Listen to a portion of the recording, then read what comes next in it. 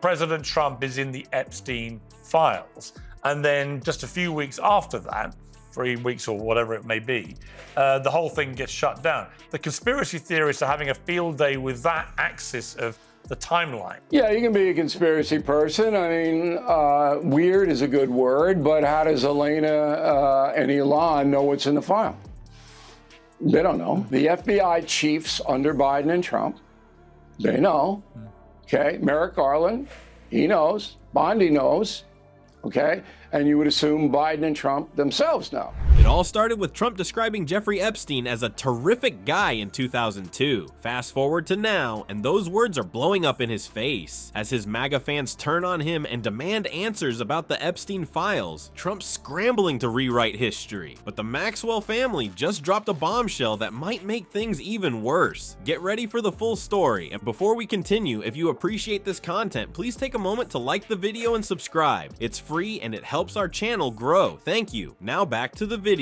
In 2002, Donald Trump had nothing but kind words for Jeffrey Epstein, calling him a terrific guy in an interview with New York Magazine. He even went as far as casually mentioning, "It is even said that he likes beautiful women as much as I do, and many of them are on the younger side." Yikes. That quote, which might have slipped under the radar back then, has now come back with a vengeance. Social media is running wild with it, dragging Trump's name through the mud, while memes and criticisms fly faster than a Mar-a-Lago golf cart. It's not just an inconvenient soundbite, it's a gigantic red flag waving in the face of Trump's attempts to distance himself from the scandal. How is he convicted? How do you convict Epstein a guy who's dead? He was convicted in I believe, okay, under Merrick Garland's Justice Department. That could be. Am I wrong on that? I don't think so. The Biden administration was not involved in a conviction or a trial of him. They were in the of his madam, of Ghislaine Maxwell. Okay. With you, Yeah, Bill, I think this is important. Bill, I think this is important.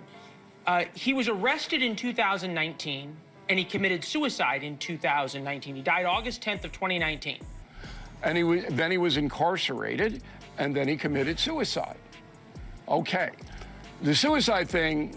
Back in the 1990s and early 2000s, Trump and Epstein ran in the same elite circles, often rubbing shoulders at opulent Palm Beach parties and glitzy Manhattan events. Epstein was even a frequent guest at Trump's Mar-a-Lago resort before, let's just say, things soured. They weren't just party pals either. Epstein reportedly thought of Trump as a close friend for over a decade. There are even photos circulating of Trump and his then-wife Melania posed alongside Epstein and Ghislaine Maxwell, all smiles. And let's not forget, Epstein wasn't just any Palm Beach neighbor, he was part of the exclusive Mar-a-Lago social scene. The two of them, bonding over their shared appreciation for beautiful women, seemed inseparable to anyone on the outside looking in. Fast forward to today, and Trump is desperately trying to scrub that narrative from history. When questioned about Epstein, he pretends like the whole thing is an uninteresting non-story.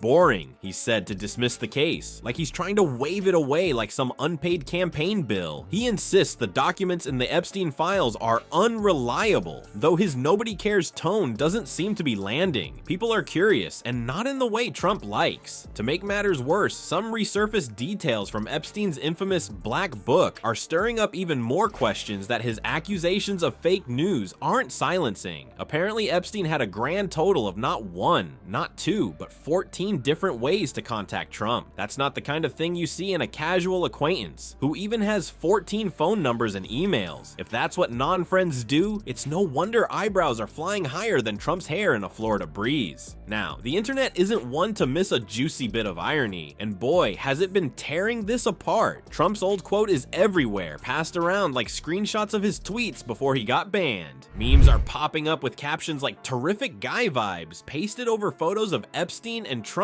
grinning like a couple of high school pranksters who just spiked the punch.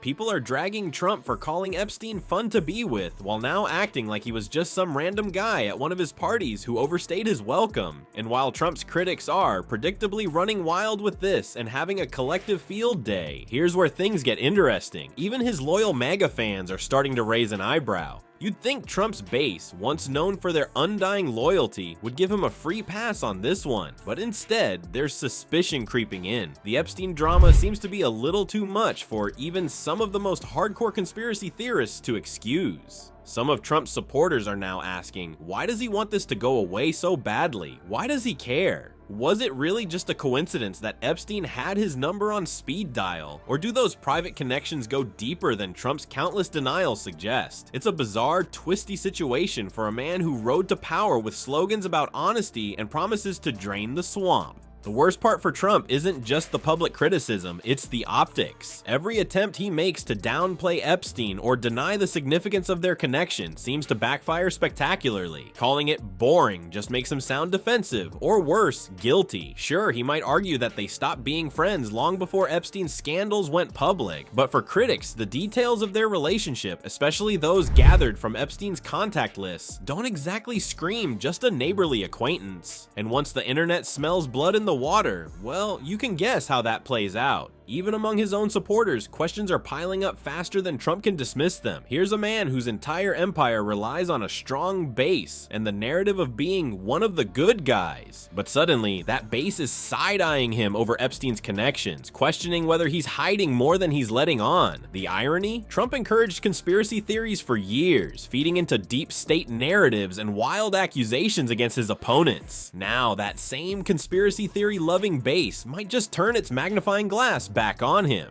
So, while Trump continues to wave the whole thing off as dull nonsense, the fallout isn't slowing down, and things are about to get much worse for him, thanks to a recent statement from Ghislaine Maxwell's family that reopens the Pandora's box on his Epstein connection. Stay tuned, because this story is only getting messier. Just when it seemed like Trump had enough Epstein-related nightmares to deal with, Ghislaine Maxwell's family decided to stir the pot. In a recent statement released as part of Maxwell's ongoing legal drama, they name-dropped Trump and, well, that lit a new fire under this already messy situation. For someone trying to sprint away from his Epstein ties, having his name connected to Maxwell, even indirectly, is exactly the kind of PR disaster his camp didn't need. Whatever hopes he had of brushing off questions about this scandal just went out the window, because now people are really paying attention to what might still be lurking in those sealed Epstein files. What makes things even stickier is the response coming from Trump's supporters. You'd think his base would jump to his defense and dismiss the whole thing as yet another media smear job, right?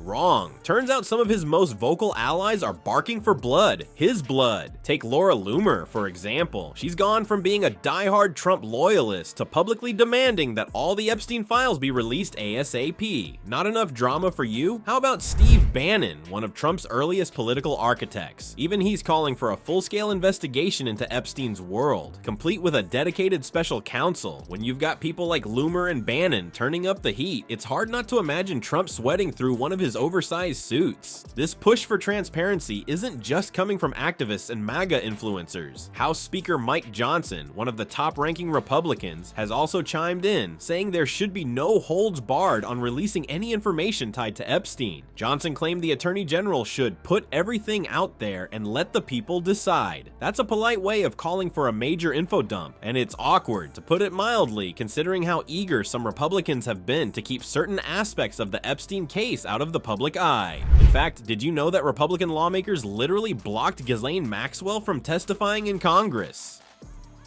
Yeah, they outright prevented her from answering questions under oath. And who does that benefit the most? Certainly not the truth seekers. It's not hard to see why people think this might be a move to keep some uncomfortable Trump-related secrets buried. Here's where it gets truly absurd. Trump's base, arguably the most conspiracy-loving group in modern politics, is starting to accuse Trump himself of a cover-up. These are the same people who spent the last 6 years spinning wild theories about everyone from Hillary Clinton to Bill Gates. Now they're looking at Trump and thinking, wait a minute, does he have something to hide? It's like watching a magician get caught palming the card. The irony here is just incredible. Trump fueled so many of their beliefs, constantly pointing fingers at shadowy figures and promising to expose global corruption. Now he's in the hot seat, and suddenly the transparency he once preached isn't looking so appealing to him. The accusations of a cover-up are only getting louder, especially now that the Justice Department announced there are no more Epstein files worth releasing. This decision has led to a full-blown revolt among some of Trump's most loyal fans. They smell something fishy, and they're not backing down. Far-right commentator Jack Posobiec even got up at a Turning Point USA event and declared, "I won't rest until we go full John, 6th committee on the Jeffrey Epstein files." Imagine that. Trump's own supporters pushing for a January 6th style investigation, but this time the target might include Trump himself. You couldn't write this level of irony if you tried.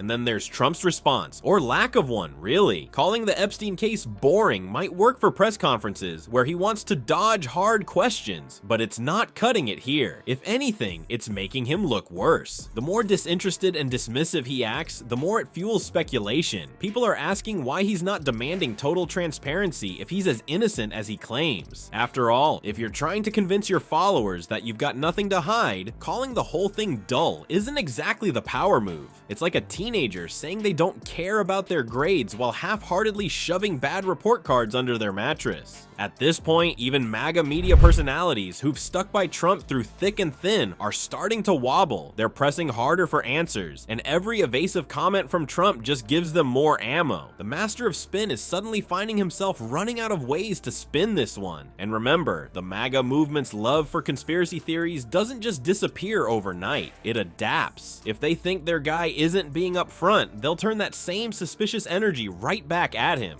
With the Maxwell family's statement drawing new attention to this whole fiasco, Trump's distancing act looks less and less convincing. If he thought people were going to forget about his parties with Epstein, or those incriminating numbers in Epstein's contact lists, well, he was wrong. Nothing about this is boring anymore, especially now that even his staunchest believers are demanding answers he doesn't seem ready or willing to provide. Trump's past is catching up with him, and the timing couldn't be worse. His infamous "terrific guy" comment about Epstein has gone from an awkward soundbite to a PR disaster. What makes it worse is the irony. Trump built his whole image on telling it like it is, but now the skeletons in his closet are speaking louder than he ever has. The same conspiracy-loving MAGA movement that once idolized him is now turning their suspicious energy back on their leader. And the scariest part for Trump, his base doesn't seem interested in forgetting or forgiving anytime soon.